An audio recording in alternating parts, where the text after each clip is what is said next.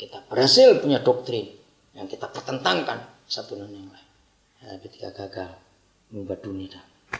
Kenapa? Ayat 9. Lihat ayat 9. Ada satu kata penting nanti sih. Ayat 9. Teruskan. Tidak ada yang berbuat jahat atau yang berlaku busuk di seluruh gunungku yang kudus. Sebab seluruh tunggu dulu sampai sini. Siapa itu gunung yang kudus? Itu gereja. Dalam buku saya Intrik dalam Gereja yang pertama, saya ngomong di situ. Sekarang ini kalau jalan di kuburan nggak usah takut setan. Nggak ada seekor pun setan di kuburan sekarang. Kenapa? Karena setan pindah ke gereja semua. Lu serius saya berkata. Kenapa? Karena di kuburan nggak ada orang beribut karena uang. Di gereja tempat. Betul nggak?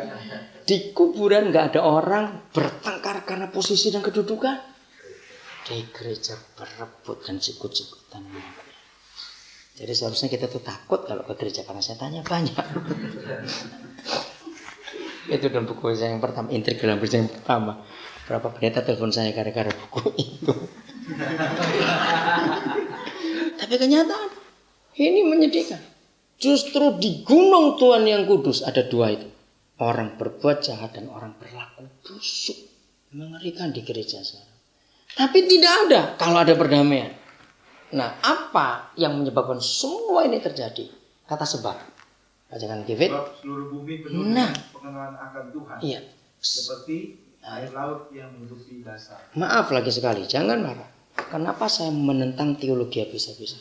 Karena yang dicari oleh Tuhan pengenalan akan Bapa. Bukan pengetahuan tentang Dia. Teologi itu pengetahuan tentang Tuhan. Karena Theo dan Logos. Theo itu Tuhan, logi itu logika. Nah, tidak berdosa belajar teologi. Karena saya belajar teologi juga. Tetapi yang membuat dunia akan bertobat. Dan gereja berhasil menghadirkan Yesus. Representatif.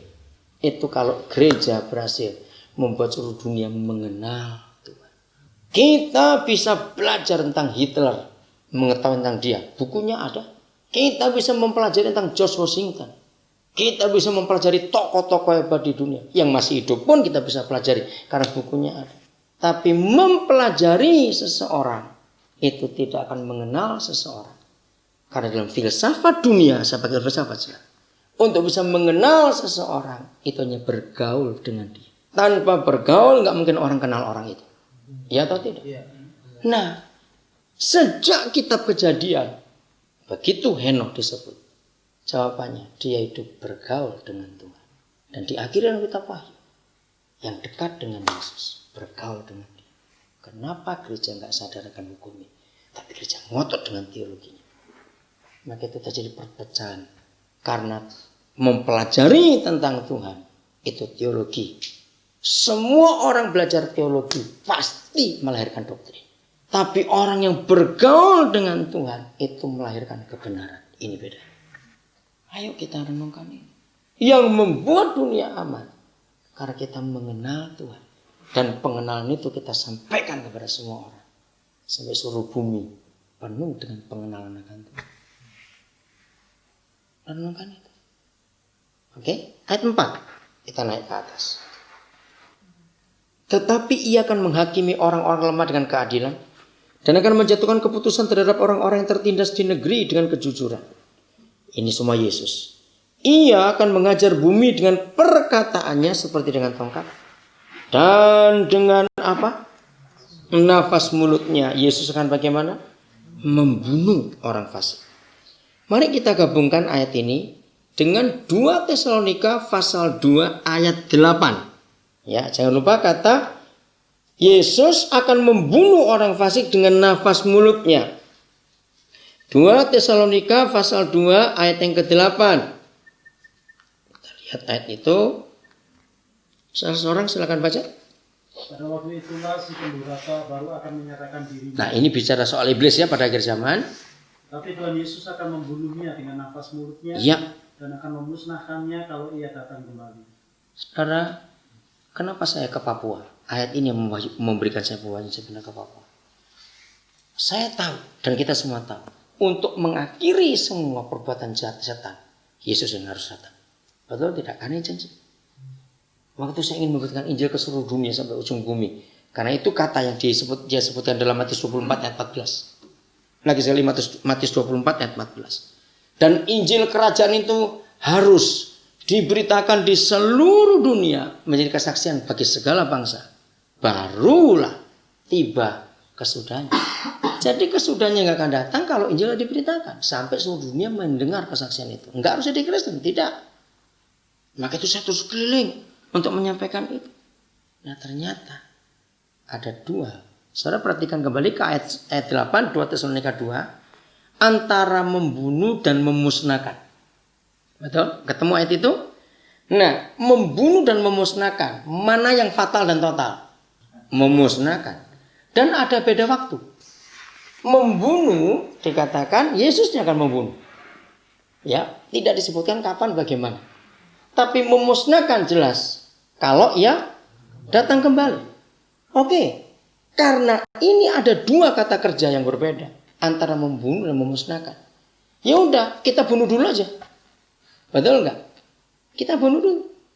Nah, Yesaya nggak pernah ketemu Paulus. Zamannya beda. Tapi dua saudara kita ini bisa terima pewahyuan yang sama. Yesaya menulis akan dibunuh dengan nafas mulut Yesus. Ternyata Paulus pun menemukan ini. Oke? Sambung satu ayat lagi. Wahyu 19 mulai ayat yang ke-6 sampai ayat 16. Judulnya apa di situ?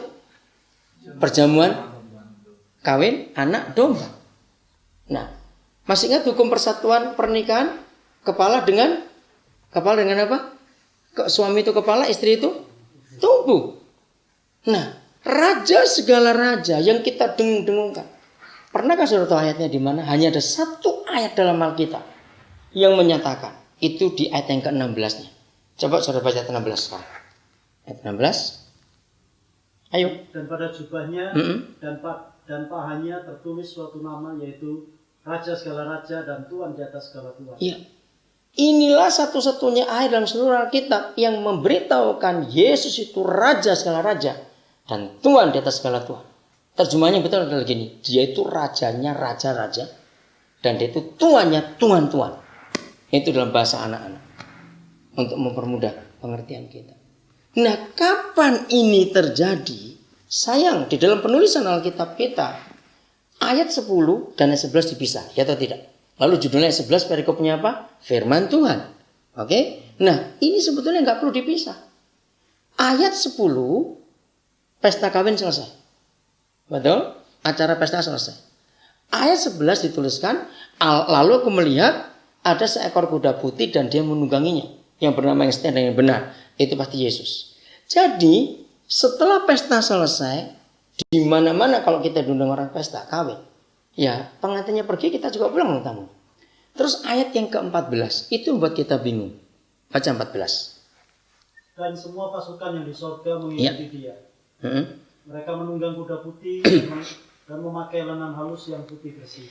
Nah, karena kita kurang teliti, maka kita nggak pernah nyambung kalau ini mempelai Yesus. Karena disebut pasukan.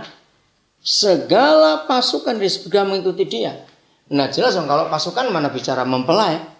Nggak nyambung. Tapi perhatikan pakaiannya. Memakai apa pasukan ini?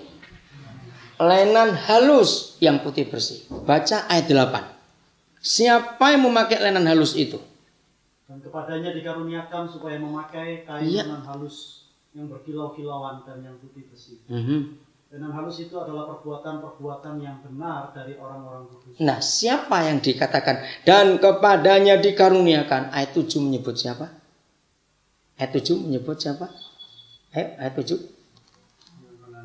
Ya. Kita bersuka cita dan sorak-sorai dan memuliakan dia. Ya. Karena hari perkawinan anak domba telah tiba dan pengantinnya telah siap sedia. Dan kepadanya. Oke, sekarang kita sambung. Berarti siapa di ayat 14? Yang disebut pasukan itu tadi. Gereja. Ini luar biasa. Kenapa sejak tahun 82 Roh Kudus kita bicara jelas kepada saya, Daniel, jangan sekali-kali kamu buat dan dirikan gereja organisasi. Saya dulu nggak ngerti.